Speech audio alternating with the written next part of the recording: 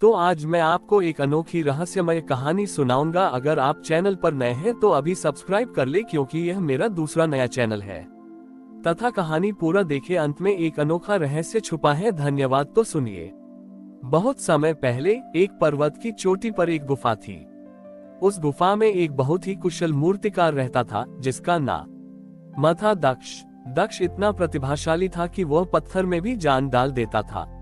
वह महादेव और पार्वती की सुंदर मूर्तियां बनाता, जो इतनी सजीव लगती थीं कि लोग उन्हें देखकर मोहित हो जाते थे। लेकिन दक्ष के जीवन में एक बड़ा अभाव था। वह कभी खुद को दर्पण में नहीं देखता था और न ही अपनी बनाई मूर्तियों की प्रशंसा करता था। उसका मानना था कि कलाकार को केवल अपनी कला पर ध्यान देना चाहिए, अपने अस्तित्व पर नहीं। उसी पर्वत की तलहटी में एक छोटी सी बस्ती में एक लड़की रहती थी, जिसका नाम था आभा। आभा का स्वभाव दर्पण की तरह था। वह दूसरों की खुशी और दुख को महसूस करती थी और हर किसी की मदद करने के लिए तैयार रहती थी। आभा दक्ष की बनाई मूर्तियों से बहुत प्रभावित थी, लेकिन उसे यह जानकर दुख हुआ कि दक्ष खुद को इतना महत्वहीन समझता है। जब हरितालिका तीज का व्रत आया तो गांव की सभी लड़कियां अच्छे वर के लिए व्रत रखने लगीं। आभा ने भी व्रत का संकल्प लिया, लेकिन उसका व्रत किसी वर के लिए नहीं बल्कि दक्ष के लिए था। उसने महादेव से प्रार्थना की, हे प्रभु, दक्ष इतना महान कलाकार है, लेकिन वह खुद को नहीं पहचानता। कृपया उसे यह एहसास कराएं कि वह भी उतना ही अनमोल है जितनी उसकी कला। तीज के दिन आभा ने पूरी श्रद्धा से मिट्टी से शिव पार्वती की मूर्ति बनाई और पूजा करने लगी। तभी एक भयंकर भूकंप आया।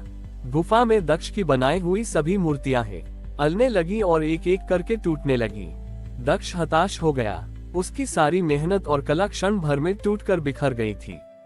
जब आभा को ये पता चला तो वह दौड़कर दक्ष के पास गई। दक्ष पत्थर की तरह स्थिर था और अपनी टूटी हुई कलाकृतियों को देख रहा था।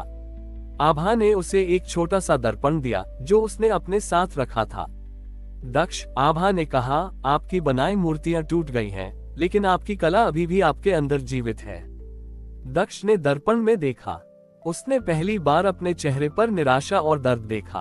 तभी आभा ने कहा, ये सिर्फ आपकी छाया नहीं है, यह आप हैं। आप भी उतने ही सुंदर और अनमोल हैं जितनी आपकी कला। आभा की बातों ने दक्ष के मन पर गहरा असर डाला। उसने पहली बार खुद को महत्व दिया। उसने अपने हाथों में एक टूटा हुआ पत्थर का टुकड़ा लिया और उसे आकार देना शुरू किया। इस बार वह कोई मूर्ति नहीं बना रहा था, बल्कि वह अपनी ही भावनाएं उस पत्थर में उतार रहा था। उसने उस टुकड़े को एक ऐसे रूप में गढ़ा जिसमें दर्द के साथ साथ उम्मीद और साहस भी था। जब हरितालिका तीज का व्रत पूरा हुआ तो दक्ष ने एक नई मूर्ति बनाई थी। वह महादेव और पार्वती की मूर्ति नहीं थी, बल्कि वह एक ऐसी मूर्ति थी जो एक अकेले इंसान की पीड़ा और उसके संघर्ष को दर्शाती थी। लेकिन इस मूर्ति में एक अनोखी चमक थी, जो दूसरों की मदद करने की भावना से आई थी। ये कहानी हमें सिखाती है कि हरितालिका तीज का व्रत सिर्फ एक धार्मिक अनुष्ठान नहीं, बल्कि दूसरों को खुद से प्रेम करना सिखाने का भी एक माध्यम है। आभा की तपस्या ने न सिर्फ दक्ष की कला को फिर से जीवित किया, बल्कि उसे खुद से प्रेम करना भी सिखाया। दक्ष ने जब अपनी नई मूर्ति बनाई तो उसे पहली बार अपनी कला में एक अलग तरह की पूर्णता महसूस हुई। वह मूर्ति दक्ष की अपनी पीड़ा और आभा के प्रेम की कहानी कह रही थी। दक्ष ने वह मूर्ति आभा को भेंट की और कहा, यह मूर्ति मेरी कला का नहीं, बल्कि तुम्हारे प्रेम और विश्वास का प्रतीक है। आभा ने उस मूर्ति को अपने घर में रखा और उसकी पूजा करने लगी। उसने उस मूर्ति के सामने हरितालिका व्रत का संकल्प लिया कि वह दक्ष को ये सिखाएगी कि सच्ची कला सिर्फ पत्थर में नहीं, बल्कि लोगों के जीवन में खुशियां भरने में होती है। एक दिन गांव में एक बहुत बड़ा सूखा पड़ गया। कुएं और नदियां सूख गईं। लोग भूख और प्यास से व्याकुल थे।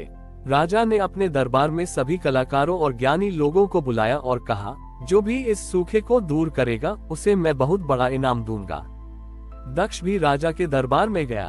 उसने कहा, महाराज, मैं इस समस्या को हल करने में आपकी मदद कर सकता हूँ। राजा हैरान थे, क्योंकि दक्ष तो सिर्फ मूर्तिकार था। दक्ष ने राजा से कहा, महाराज, मेरा ज्ञान सिर्फ मूर्तियों तक सीमित नहीं है। मैंने सीखा है कि सच्ची कला सिर्फ पत्थर में नहीं, बल्कि लोगों के जीवन में खुशियां भरने में होती है। दक्ष ने गांव के सभी लोगों से कहा कि वे अपने अपने घरों से एक एक घड़ा जल लेकर आएं। जब सभी लोग घड़े लेकर आए तो दक्ष ने उस जल को अपने हाथों में लिया और एक बड़ी सी रेत पर एक चित्र बनाना शुरू किया। वह महादेव और पार्वती का चित्र नहीं था, बल्कि वह एक सुंदर नदी, हरे भरे खेतों और एक गांव का चित्र था। जब दक्ष चित्र बना रहा था तो आभा भी उसके पास आकर बैठ गई। वह भी अपने हाथों से रेत में फूल बना रही थी। हर फूल के साथ वह मन ही मन महादेव से प्रार्थना कर रही थी। दक्ष का चित्र पूरा हुआ और आभा ने अपने बनाए फूल उस चित्र पर सजा दिए। तभी एक चमत्कार हुआ। रेत में बने उस चित्र से पानी ही बहने लगा। वह पानी धीरे धीरे एक धारा में बदल गया और गांव की तरफ बढ़ने लगा।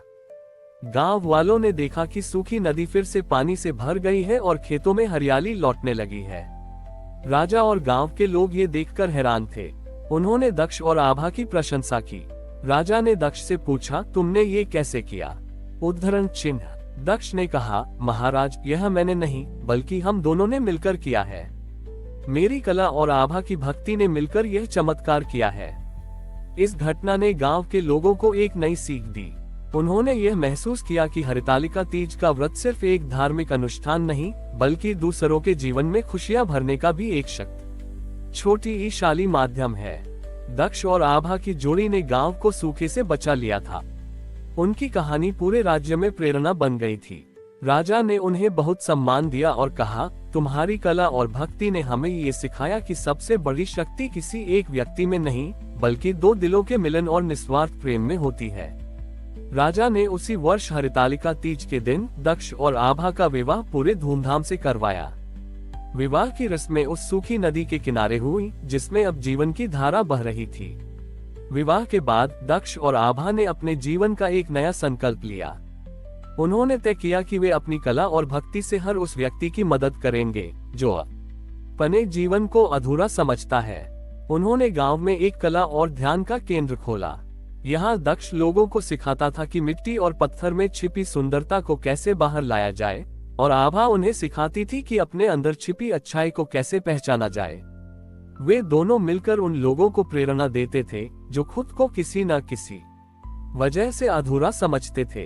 एक दिन एक बूढ़ा और निराश आदमी उनके पास आया। उसने कहा, मैं जीवन भर एक मूर्तिकार रहा, लेकिन मैंने कभी कोई पूरी मूर्ति नहीं बनाई। मेरी हर मूर्ति में कुछ न कुछ कमी रह जाती है। दक्ष और आभा ने उस आदमी को अपने केंद्र में रहने को कहा। उन्होंने तीज के दिन उस आदमी से एक मूर्ति बनाने को कहा। जब वह मूर्ति बना रहा था तो दक्ष ने उसे सिखाया कि कैसे पत्थर की खामियों को ही मूर्ति की विशेषता बनाया जा सकता है। आभा ने उस आदमी के सामने अपनी हरितालिका व्रत की कहानी सुनाई कि कैसे उसने दक्ष को खुद की कीमत पहचानना सिखाया था। जब मूर्ति पूरी हुई तो बूढ़ा आदमी हैरान रह गया।